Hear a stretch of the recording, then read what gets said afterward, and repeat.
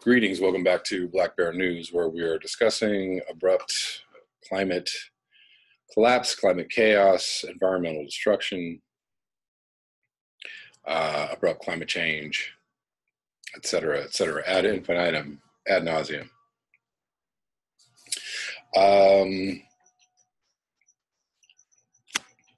The hits just keep on coming, of course. I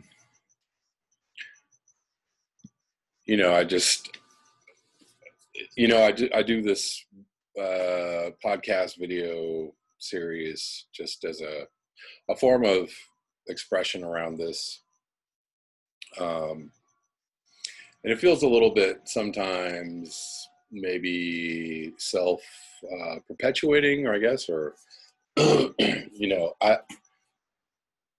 I've had a few people say, like, I should just, stop doing these videos. I should just enjoy my life. I should, don't get depressed. Don't, get really wrapped up in this, or don't, I don't know, whatever. And maybe it's on some level,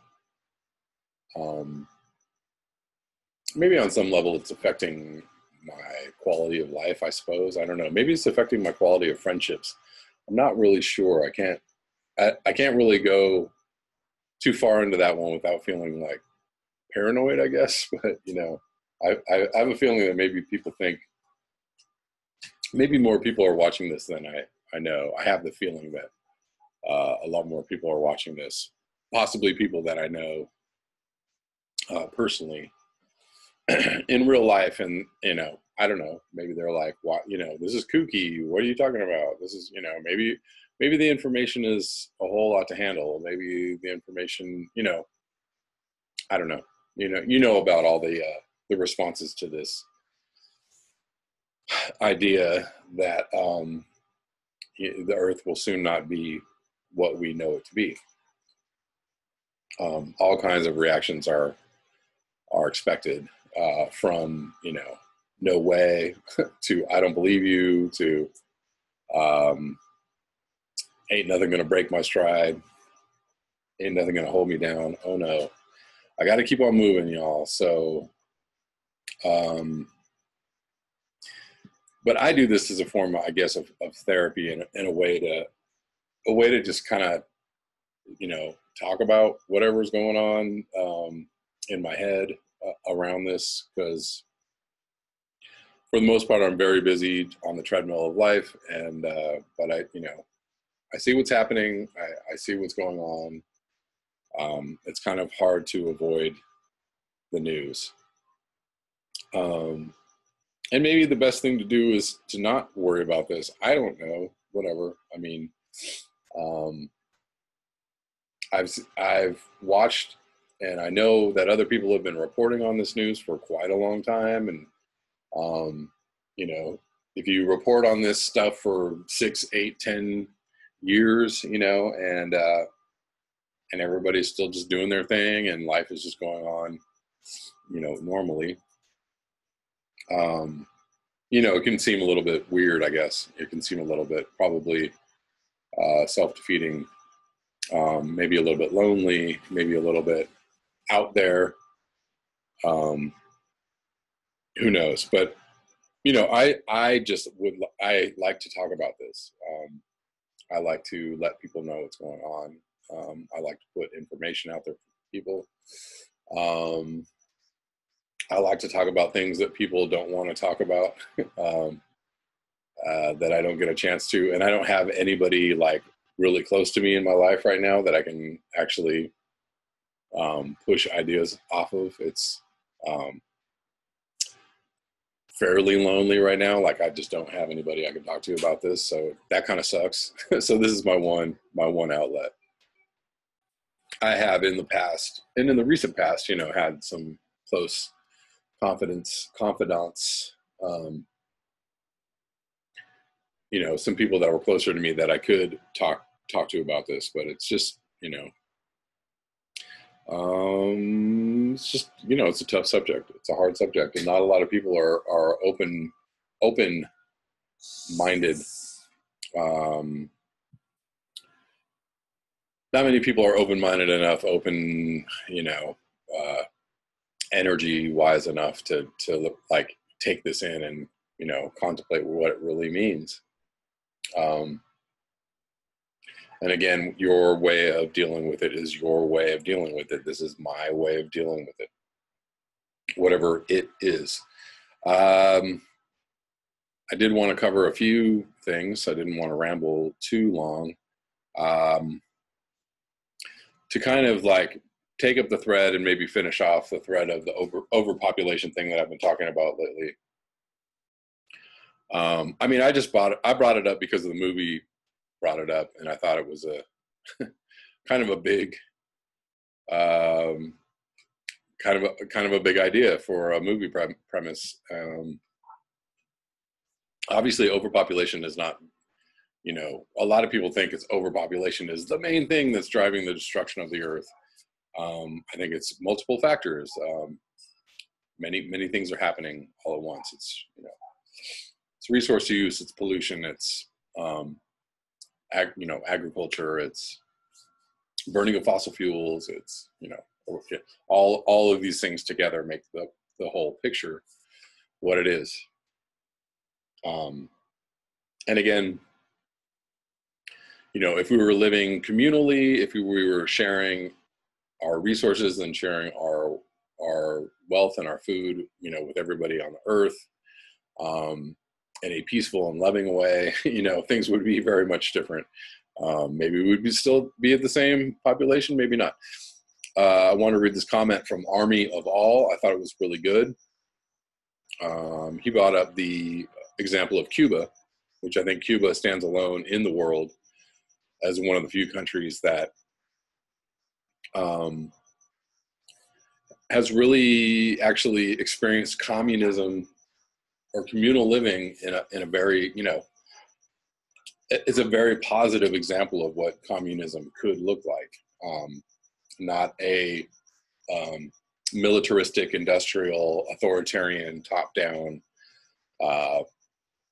regime, fascist regime, but more of a, you know, we're all going to take care of each other kind of regime. Like, obviously there's political stuff going on in Cuba as well, but for the most part, the way that they formulated their society is quite remarkable. I'm going to read this comment. If you take away fossil fuels, a lot of people don't have to perish. I'm going to have to maybe debate that later. I've left this for you before. Cuba, its population has increased. Its economy has grown steadily, yet she did not increase her CO2 emissions. A combination of that, the embargo and the collapse of the Soviet Union forced them to go in a radically different direction.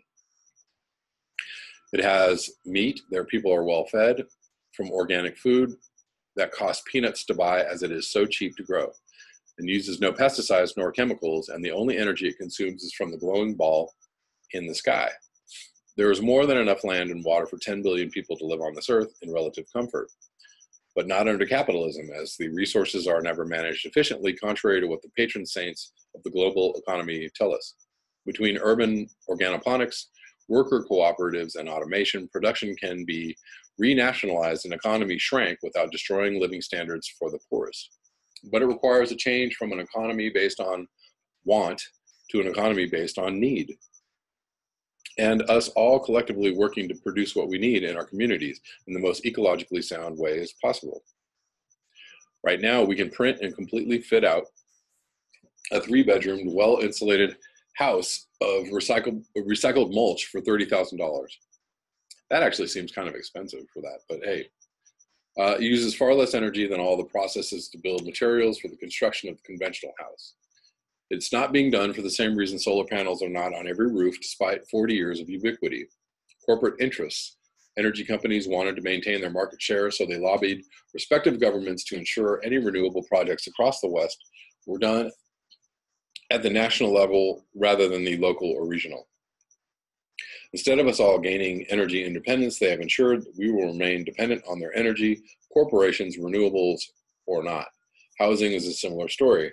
There's so much we can do. We are simply not being allowed to do so. Welcome to capitalism. Some call it progress. I am not one of them. And that's it for that comment. I really like that. Hope that you did too.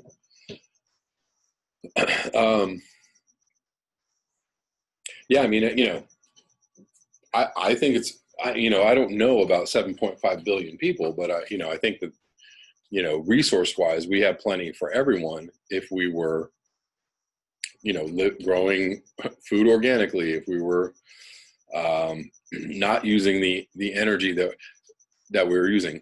You know, if you take away fossil fuels, people don't have to perish. I think maybe he's saying if you take fossil fuels out of the equation, people don't have to perish, and they don't.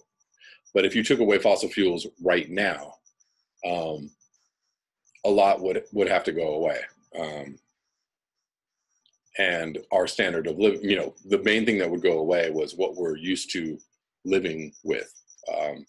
What we, you know, there's a video here, I'm going to link this video about Cuba.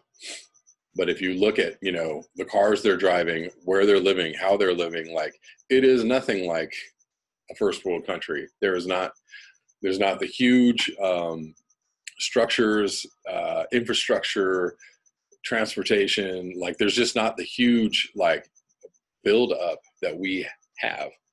You know, also Cuba, you know, doesn't have problems with heat. I'm sure, you know, like they don't have to endure winters, like really, really cold winters. And I'm sure people there are used to dealing with the heat, you know, the natural heat, right? Like probably everybody there isn't running AC all day like they are here. So you take away fossil fuels, like what happened in Europe when they had a heat wave a few years ago, and like thousands of people died because they were like, they just could not, you know, they couldn't handle it physically. There's just a lot that we depend on with fossil fuels. You also make, you know, Cuba doesn't have mega cities like, you know, 6, 10, 12, 15, 20 million people strong. Like, you know, Havana isn't that big, right? Like, I'm sure the population has grown, but I mean, not to the magnitude that that Cuba had, that other cities have. Excuse me, 2.1 million inhabitants in Havana, which is a lot. But you know, that's about a third or less than a third of like Los Angeles.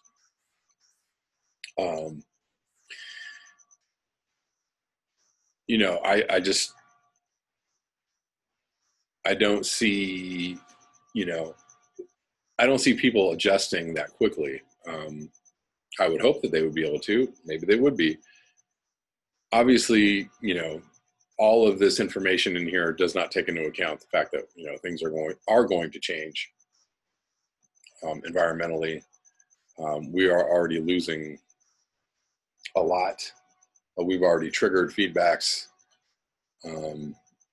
That's probably going to take fossil fuels to stop, if we're even going to have a chance to stop that. Anyways, you know, we can continue to talk about population. It's one factor in the many factors. It's one of many.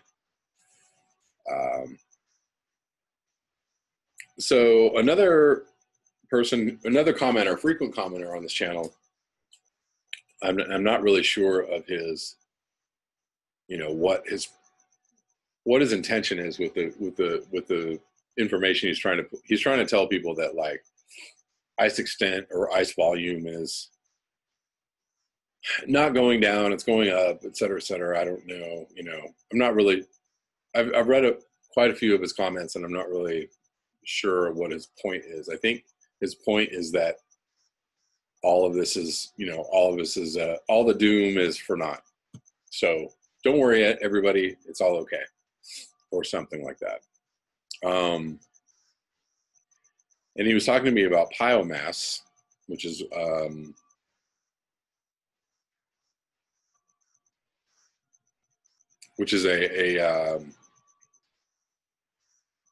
I guess one of the ways they measure sea ice extent, or not extent, but sea ice volume. anyways, you know, he's saying that, you know, the ice is, you know, larger than it was a couple of years ago, and blah, blah, blah, blah, blah. But there's a graph right here. I'm looking at the PIOMAS graphs. 2018 is not the lowest year, but I'm looking at a graph, and the trend line is down, down, down, down.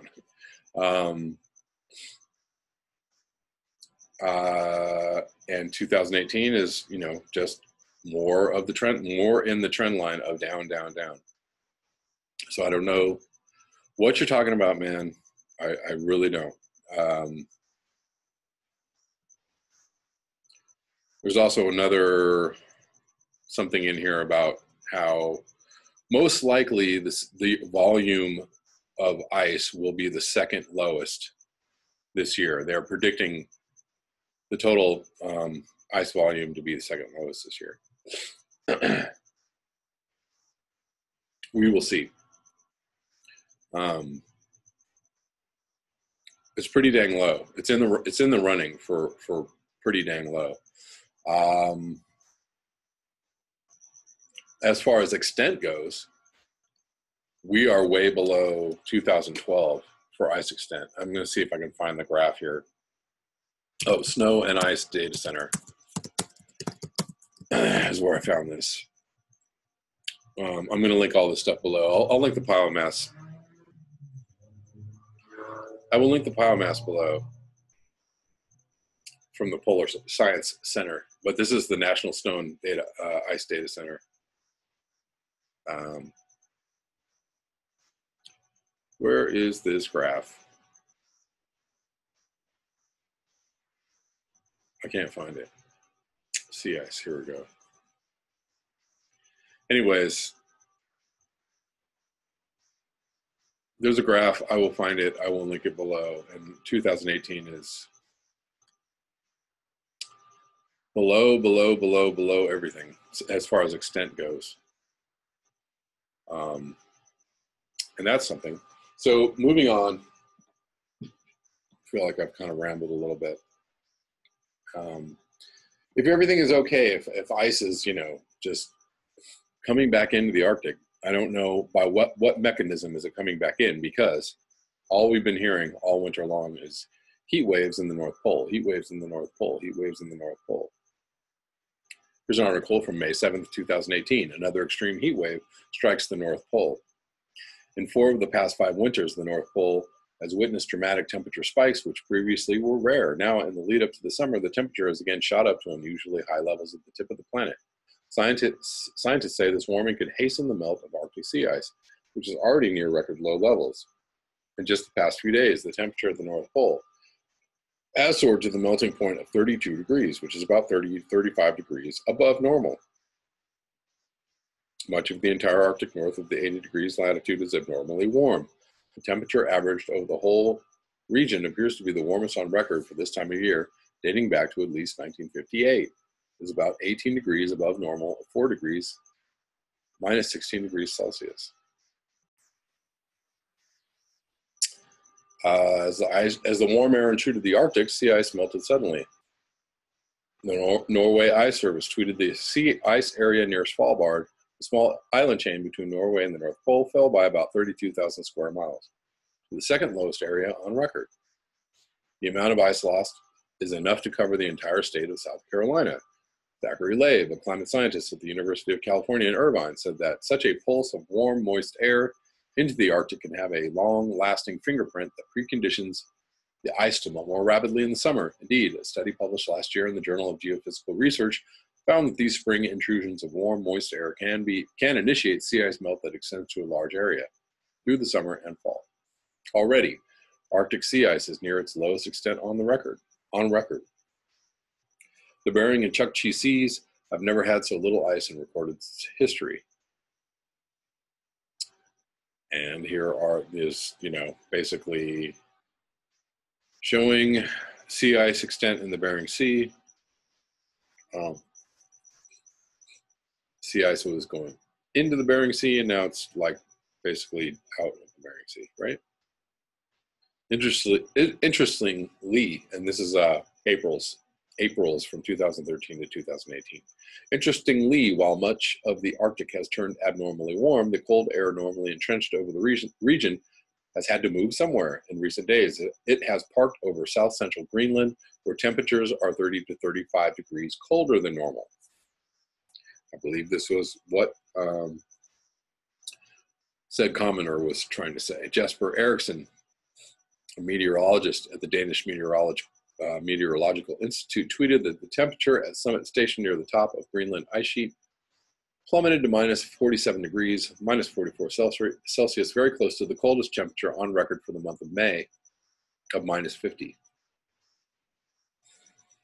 The contrast between frigid air over interior Greenland and unusually mild air over the Arctic is leading to very stormy conditions over the Canadian archipelago. The warming of the Arctic and loss of ice are likely strongly connected to the buildup of greenhouse gases in the atmosphere from human activities, likely. On Friday, a NOAA study was published that found that extraordinary heat that affected the Arctic in 2016 could not have happened without the steep increases in greenhouse gas concentrations.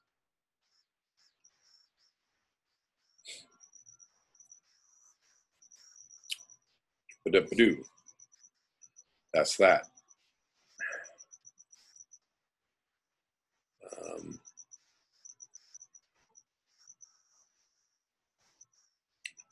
This is from Yale Environment 360, and this is from March, wait a minute, April 18th, 2018. What extremely warm winters mean for the future of the Arctic. While the eastern United States and large parts of Europe suffered through a long cold winter, temperatures were nothing short of balmy over much of the Arctic. The North Pole experienced above freezing weather in February. Temperatures above the Arctic Ocean were as much as 13 degrees Fahrenheit above average from December into early March. Sea ice melted back to its second lowest annual maximum extent since the satellite record began in 1979. For Mark Serres, director of the National Snow and Ice Data Center, which I was just reading from, these Arctic heat waves have become depressingly routine. First, there was year after year of high summer temperatures and melting sea ice. Now, in the past few years, winter itself has been faltering over the once frozen far north. What's happening over the past 4 winters with these heat waves, I have never seen anything like it in my life, said Serres, a geographer and sea ice expert who has worked in the Arctic for 36 years. In an interview with Yale Environment 360, Serres discusses how he and his colleagues gradually began to accept that human carbon emissions were radically altering the Arctic. Talks about huge environmental, cultural, and geopolitical implications of the warming Arctic, and describes the shock of witnessing the stunning transformation of the region in his professional lifetime. Thing is, when you're thinking about the Arctic's soul is its ice, says Serres, author of the new book, Brave New Arctic, The Untold Story of the Melting North. When you lose that ice, the Arctic loses its soul. I don't know if I'm going to be able to read this whole thing, but I'm going to try and get through some of it. Yale Environment 360, at what point did scientists really start noticing the Arctic was changing and accept that it wasn't a natural phenomenon, but a human-driven one? Mark Serres, it took a while. It was definitely in its fits and starts. Where the Arctic first started to stir, you might say, was in the ocean. There were these observations coming in 1991. German oceanographer Detlef Quadfessel noticed this slight warming of the Arctic Ocean. No one was quite sure what to think about it. Then more evidence started to come in that year, and the sea ice looked like it was starting to decline. We were seeing warming over some parts of the Arctic, although it was cooling over other parts of it. Things were starting to change a little bit. It looked a lot like just variability in climate. At least that's what it looked like to me. Through the mid-1990s, even the late 1990s, it became increasingly clear that while things were really changing in the Arctic, you didn't necessarily have to invoke the specter of greenhouse gases to really explain this. It looked like natural variability. It was probably, for me, not until around 2003 that the weight of evidence became so overwhelming that we were seeing the Arctic respond to the rise of greenhouse gases that I had no recourse but to say, okay, it's here and it's now. Is there one particular change or one particular set of data or observations that finally convinced you that this was happening? Serres, no, not at all. Actually, it was a cumulative weight of everything. We saw the sea ice decreasing. One might say maybe just weather patterns are doing that, or maybe that's a problem with the record. Then you look at the air temperature record, and things were clearly warming up very strongly. Then you look at things like temperature of permafrost. Then the changes occurring in the Arctic landscape, where you see treeless, windswept tundra being taken over by shrubs. See, this is what the commenter who was trying to tell me about, sea ice being, just, doing its thing, like super cherry picking stuff. And like, oh, it's cold, it's really cold over Greenland. And then, obviously the sea ice is accumulating there while it's warmer in other parts of the Arctic. You're talking about the same reasons that it's cold in the Northeast, or why we had a bunch of snowstorms. Oh, what's this, global warming? Like, dude,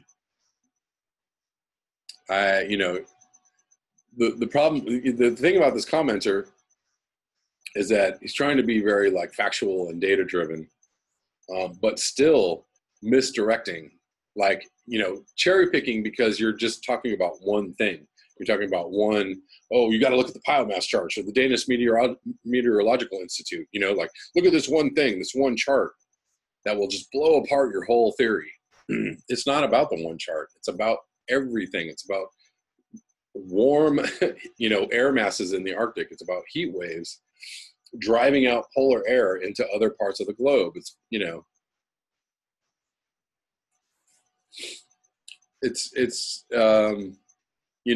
to somebody who was looking for a reason to wish away climate change, that can be very effective, right?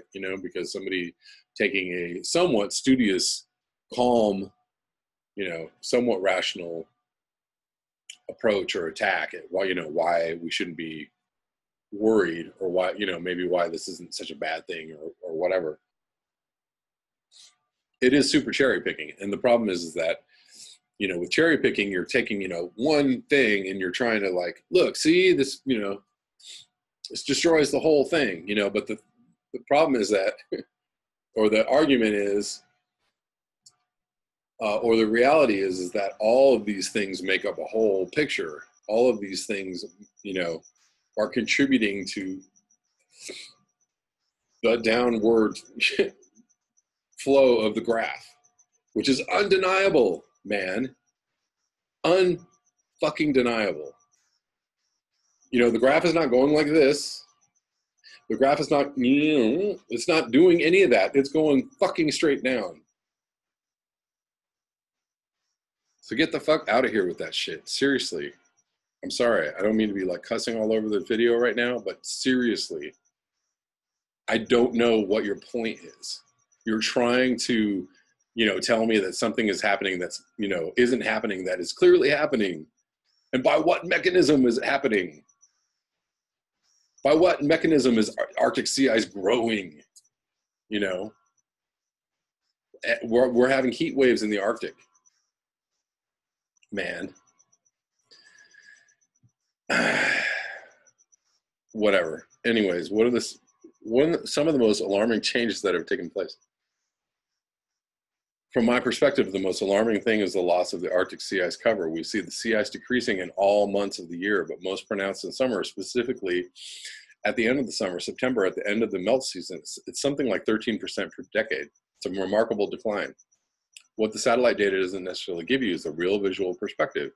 You get to the coast of the Beaufort Sea and you look north, and in September all you will see is ocean when there should be sea ice. That's the visual stuff that is pretty visceral. When do scientists think the Arctic Ocean will likely be ice-free in the summer, and how has this timeline shifted? Over the past decade, it was somewhere around the turn of the century that we first started to realize that if things continued along the path they were on, an ice-free Arctic Ocean in summer was probably inevitable. Then along came 2007, this record low sea ice year, which blew away all previous records. It was this huge wake-up call. That event was something that led to a whole lot of subsequent studies about when we're going to lose that summer sea ice. I am on record saying as early as 2030, and I'll stand behind that. All right, so that's pretty startling, okay? Like, 2030 is not very far away, people, if that's really what it is. And I, a lot of people say it's, give or take, plus minus 3 years from now. Maybe, but maybe it's 10 more years. But if it's only 10 more years, that is ridiculous. That is ridiculous. And then here is there's like a moving like chart graph of sea ice average from 1980 to 2018, and it's just ridiculous. And where we are now is pretty damn low. I'm on record saying as early as 2030, and I'll stand behind that. The numbers are coming in now sometime in the mid 2040s. That would seem to be where a lot of scientists are starting to converge upon, but it would be later, could be later, it could be earlier than that. Even 2040 is real soon, y'all. But I'm just, just look at the events, look at the weather events that are happening now. Right now, look, have happened in the last year or two. If you're looking at those extremely insane weather events, just in the last few years, it's not going to level off, and it's not going to get better. Maybe we'll have a couple of years, possibly, that we're okay, whatever that looks like, whatever okay looks like. But if you're talking about, the new normal being what we saw last summer, or the new normal being, wildfires, floods, hurricanes, drought, lightning strikes, tornadoes, more and more of this stuff that's going on, heat waves that we just saw in India. We had a high temperature anomaly, a world record, supposedly April heat record in Pakistan. If the trend continues, where does that leave us very soon? Where does that trend start to magnify upon, on itself? The reinforcing feedback loops, they begin to speed up. They don't, this line becomes this line. And even if it doesn't, it's still going down really fast.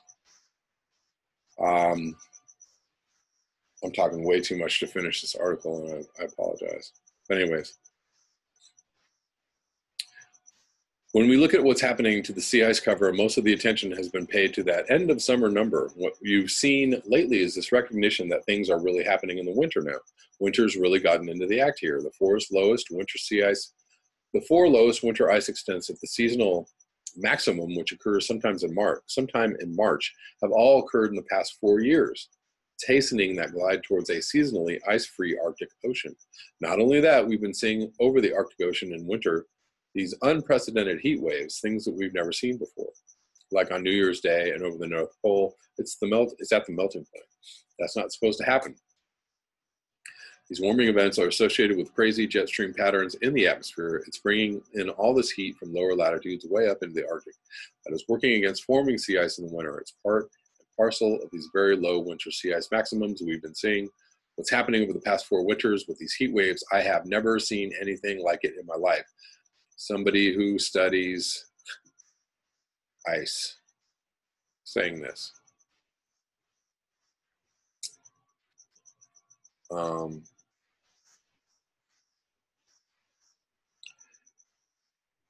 And then you have the ice cube in the glass of water thing, right? When the ice cube keeps the water at a certain temperature, and when that ice is gone, what happens to the temperature of the water? When we see an ice-free Arctic, what happens to the temperature of the water? What does that mean for the rest of the Earth? What does that mean for the 97 degrees Fahrenheit that are currently in the oceans, that starts coming out of the oceans?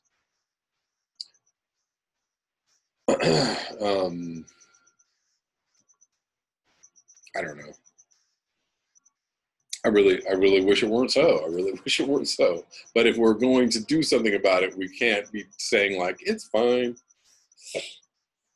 it's cool. You know, it's just, yeah, it's gradually, you know, sea ice is increasing. That's, you know, that's good news. You know, go to sleep, go to sleep. That's all I got for today. I don't have any focus left for this video. I'll just keep on rambling about whatever, and I don't know if that's really helpful at this point, but I will link all of these articles. I will link the Arctic Sea Ice blog, the NCIDC, that's the National Snow and Ice Data Center. I will link that graph if I can find it. The Polar Science Center, I will link that, as well as these other articles. These other articles, yes. Thank you so much for your eyes, your ears, and your conscience. Thank you always for your participation in this channel.